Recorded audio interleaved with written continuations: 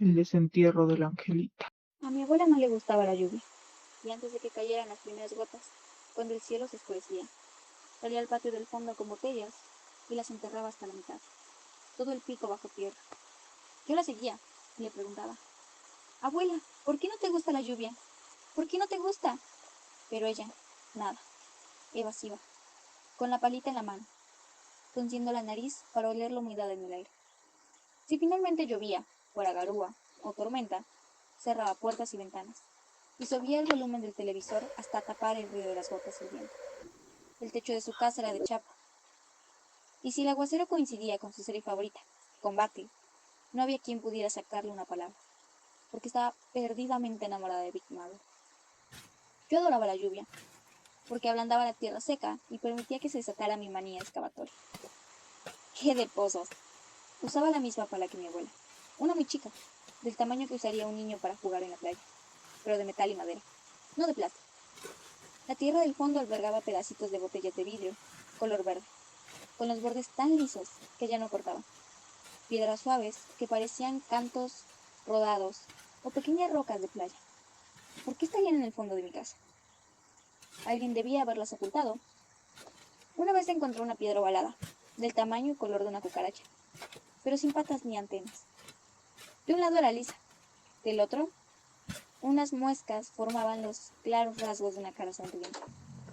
Se la mostré a mi papá, enloquecida, porque creía encontrarme ante una reliquia, y me dijo que las marcas formaban un rostro de casualidad. Mi papá nunca se entusiasmaba. También encontré dados negros, con los puntos blancos, ya casi invisibles. Encontré restos de vidrios esmerilados, verdes manzana y turquesa. Mi abuela se acordó de que habían sido parte de una puerta vieja. También jugaba con lombrices, y las cortaba en pedacitos bien chiquitos. No me divertía ver el cuerpo dividido retorciéndose un poco para al final seguir adelante.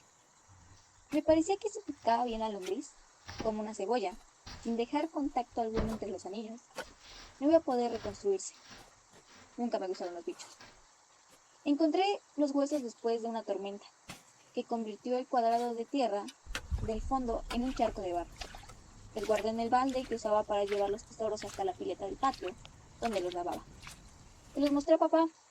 Dijo que eran huesos de pollo, o a lo mejor de bifes de lomo, o de alguna mascota muerta, que debían haber enterrado hacía mucho, perros o gatos. Insistía con lo de los pollos porque antes, en el fondo, cuando él era chico, mi abuela tenía un gallinero. Parecía una explicación posible hasta que mi abuela se enteró de los huesitos y empezó a arrancarse los pelos y a gritar, ¡La Angelita! ¡La Angelita! Pero el escándalo no duró mucho, bajo la mirada de papá. Él admitía las supersticiones, así las llamaba, de la abuela, siempre y cuando no se desbordara. Ella le conocía el gesto de desaprobación y se tranquilizó a la fuerza. Me pidió los huesitos y se los di. Después me pidió que me fuera a la habitación a dormir. Yo me enojé, un poco, porque no entendía la causa de la penitencia. Pero más tarde, esa misma noche, me llamó y me contó todo. Era la hermana número 10 u 11. Mi abuela no estaba demasiado segura. En aquel entonces, no se les prestaba tanta atención a los chiquitos. Se había muerto a los pocos meses de nacida, entre fiebres y diarrea. Como era Angelita, la sentaron sobre una mesa adornada con flores, envuelta en un trapo rosa, apoyada en un almohadón. Le hicieron alitas de cartón, para que subiera al cielo más rápido, y no le llenaron la boca de pétalos de flores rojas, porque a la mamá, mi bisabuela, le impresionaba. Le parecía sangre. Hubo baile y canto toda la noche, y hasta hubo que echar a un tío borracho y reanimar a mi bisabuela, que se desmayó por el llanto y el calor.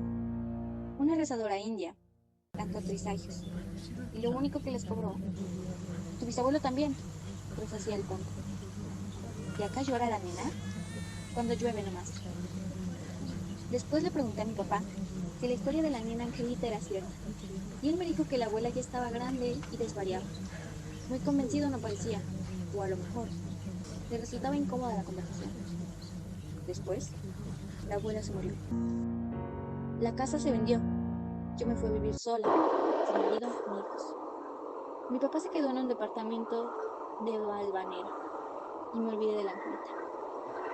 Hasta que apareció al lado de mi cama, en mi departamento. 10 años después, llorando, una noche de tormenta. La angelita no parece un fantasma, ni flota, ni está pálida, ni lleva vestido blanco. Está a punto de pudrir y no habla. La primera vez que apareció, creí que soñaba y traté desesperadamente despertarme de la pesadilla, pero no pude. Y empecé a entender que era real. Grité, lloré y me tapé con las sábanas, los ojos cerrados fuerte y las manos tapando los oídos para no escucharla, porque en ese momento no sabía que era muda. Pero cuando salí de ahí abajo, unas cuantas horas después, la angelita seguía ahí, con los restos de una manta vieja puesta sobre los hombros como un poncho. Señalaba con el dedo hacia afuera, hacia la ventana y la calle, y así me di cuenta de que era de día. Es raro ver a un muerto de día. Le pregunté qué quería, pero como respuesta siguió señalando como en una película de terror. Me levanté y salí corriendo hacia la cocina, a buscar los guantes que usaba para lavar los platos. La angelita me siguió. Apenas una primera muestra de su personalidad demandante. No me amedrentó. Con los guantes puestos, la agarré del codito y apreté. No es muy coherente intentar ahorcar a un muerto, pero no se puede estar desesperado y ser razonable al mismo tiempo. No le provoqué ni la tos. Nada más yo quedé con los restos de carne en descomposición entre los dedos enguantados y a ella le quedó la tráquea a la vista. Hasta ese momento, no sabía que se trataba de Angelita, la hermana de mi abuela. Seguía cerrando los ojos bien fuertes, a ver si ella desaparecía o yo me despertaba.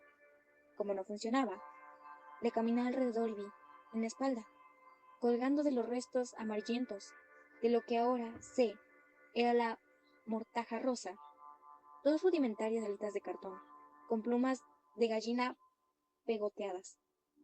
En tantos años, tendría que haber desaparecido, pensé.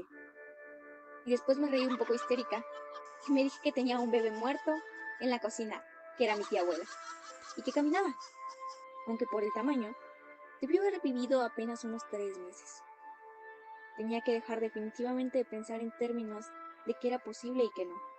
Le pregunté si era mi tía abuela Angelita. Como no habían hecho tiempo de anotarla con un nombre legal, pues eran otros tiempos, la llamaron siempre por el nombre genérico. Así, descubrí que no hablaba, pero contestaba moviendo la cabeza. Entonces, mi abuelita decía la verdad.